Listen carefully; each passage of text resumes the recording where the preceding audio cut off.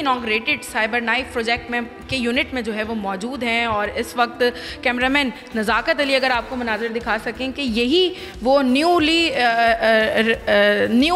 Robot जो है वो यहाँ पे रखा गया है, जिसकी चंद रोज़ कबल बिलावल भुट्टो जरदारी ने इनॉग्रेशन भी की थी। और यही वो रोबोट है जिसके ज़रिए जो कैंसर का ट्रीटमेंट पहले 1 घंटे में होता था, अब वो 22-25 मिनट्स में कर दिया जाएगा। इस वक्त हमारे साथ साइबर नाइफ के सरबराह डॉक्टर तारिक महमूद भी मौजूद हैं, हम उनसे बात करते हैं। सर, सबसे पहले तो बहुत बहुत मुबारक हो आपको आपके इस नए इनिशिएटिव पे। सर, ये बताइएगा कि इसके बाद न्यू रोबोट के आने के बाद जो है अब पेशेंट्स को कितनी ज़्यादा सहूलत होगी, और सर ये भी बताइएगा कि दुनिया में कहाँ कहाँ रिकग्निशन जो है आप लोगों को मिल चुकी है, अब तक कितने पेशेंट्स जो हैं यहाँ पे ट्रीट किए जा चुके हैं।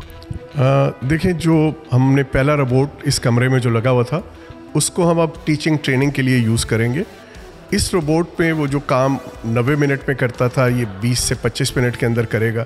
तो आप कह लें कि हमारी कैपेसिटी 4 टाइम्स बढ़ गई है। तो एक तो इंशाल्लाह अब ज़्यादा पेशेंट हम कर सकेंगे।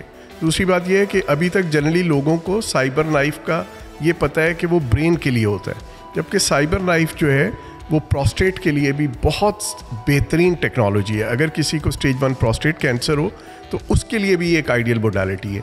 तो मुझे उम्मीद है कि अब हमारे पास प्रोस्टेट के भी काफ़ी पेशेंट आएंगे। तो इस वजह से हमारी अब कैपेसिटी है, जैसे हमने 2012 में लगाया, फिर 15 में अपग्रेड किया, 18 में दूसरा साइबर नाइफ लगाया, अब ये यूनिट लगाया, तो हम अपनी कैपेसिटी बिल्डिंग करते रहें और आइंदा भी इंशाल्लाह करते रहेंगे। अच्छा सर, ये बताइएगा कि कौन कौन से कैंसर्स हैं जिनका यहाँ पे ट्रीटमेंट किया जा रहा है साइबर नाइफ के ज़रिए, और ये बताइएगा कि हाउ डज़ इट वर्क, किस तरीके से काम करता है। तो साइबर नाइफ जो है ये एक जाइंट साइज़ का रोबोट है, ये इसकी गन्स है और ये टेबल है जिसके ऊपर पेशेंट आके लेटता है। पेशेंट यहाँ पे लेट जाता है जब, तो ये एक बंकर है, हमारा जो टेक्नीशियंस हैं वो बाहर होते हैं, वो इस रोबोट को जो कि इसको प्रोग्राम कर दिया जाता है कि ये मरीज़ है, इसके अंदर ये ट्यूमर है, इस ट्यूमर को तुमने अब मार देना है, ठीक है। तो ये रोबोट मरीज़ को टच नहीं करता, उससे 1.5-2 फुट के फासले पे रहता है, लेकिन बहुत ही प्रिसाइज रेडिएशन अंदर भेजता है ट्यूमर में। इसकी ब्यूटी ये है कि ये 1 मिलीमीटर से ज़्यादा हेल्दी टिश्यू डिस्ट्रॉय नहीं करता, ठीक है।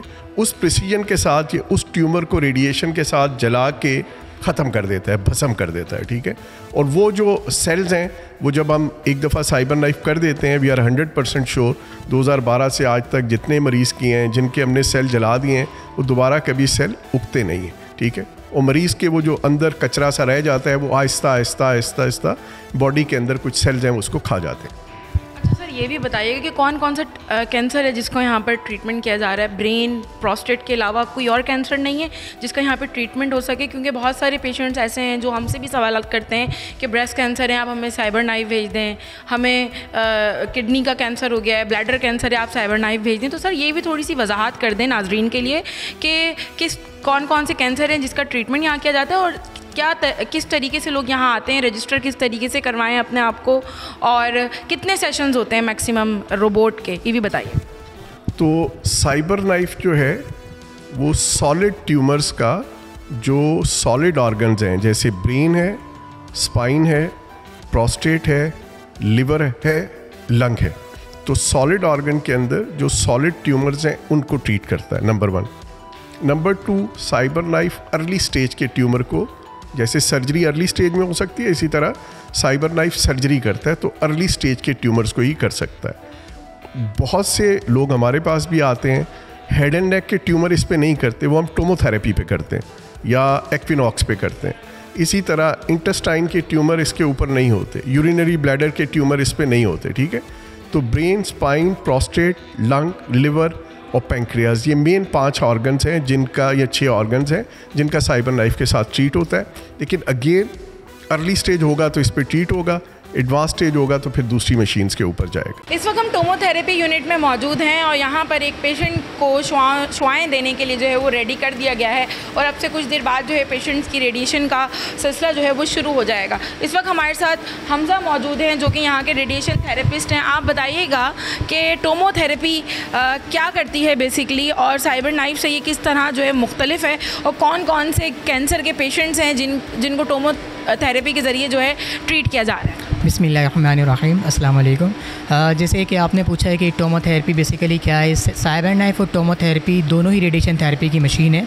बट अगर हम बात करते हैं डिफरेंस की, तो cyber knife is a robot and tomotherapy is the different, it's kind of cyber knife. So basically cyber knife के अंदर हम अर्ली स्टेजेस के कैंसर को हम ट्रीट करते थे, but tomotherapy is the most advance technology in Pakistan. We can treat it all types of cancers, even those हमारे पास इसके अंदर आ रहे हो तो हेड टू टो हम किसी भी साइट को हम यहाँ पे ट्रीट कर सकते हैं। साइबर नाइफ के अंदर हमारे पास लिमिटेड थी चीज़ें थी, जैसे ब्रेन हो गया या हमारे पास प्रोस्टेट था, बट यहाँ पे टोमोथेरेपी एक वो एडवांस टेक्नोलॉजी जो पूरी पाकिस्तान के अंदर अभी कहीं भी मौजूद नहीं है, और उसके अंदर हम यहाँ पे हेड टू टो किसी भी टाइप के कैंसर को ट्रीट कर सकते हैं। जैसे कि हमारे पास ब्रेन है, हमारे पास बक्कल म्यूकोसा है, ब्रेस्ट कैंसर्स हैं, प्रोस्टेट है। अगर हम बात करते हैं कि हमारे पास बोन्स की, तो उसको भी हम यहाँ पे ट्रीट कर लेते हैं। तो एडवांस टेक्नोलॉजी के साथ साथ इसके अंदर एडवांसमेंट बहुत ज़्यादा है, और एक इसके एडवांसमेंट ये है कि पूरे पाकिस्तान के अंदर सिर्फ एक वाहिद टेक्नोलॉजी है जो टोमोथेरेपी हमारे पास इस वक्त मौजूद है। अच्छा, क्या अगर शुआएं लगवाता है मरीज़ तो क्या उसको कीमोथेरेपी की नीड नहीं होती? अच्छा, ये डिपेंड करता है कि उनकी डिज़ीज़ किस टाइप की है। ठीक है, अगर हमारे ऑन्कोलॉजिस्ट जो हैं वो डिसाइड करते हैं कि इनको कीमो की नीड है, तो उनकी कीमो के साथ हमारे पास रेडिएशन चल रही होती हैं। या अगर हमारे पास पेशेंट्स होते हैं जो ब्रेन के पेशेंट हैं, तो उनकी कीमो अगर नीड है तो उनको कीमो दी जाएगी, वरना फिर अदरवाइज़ उनको हम रेडिएशन थेरेपी के थ्रू ही इलाज उनको दे रहे होते हैं। यहाँ पे कैसा इलाज हो रहा है? मुतमईन है? कोई खर्चा वर्चा आया आपका? मुतमईन है, बहुत अच्छा इलाज हो रहा है, बल्कि बेहतरी की तरफ आ रही हूँ मैं। मेरा इलाज नहीं हो रहा था, अब यहाँ बहुत अच्छा हो रहा है। नवाबशाह से आई हूँ मैं। किस चीज़ का कैंसर है आपको? गले का, मगर जब से शुआएं लग गई है बेहतरी की तरफ आ गई, बिल्कुल आवाज़ चली गई थी।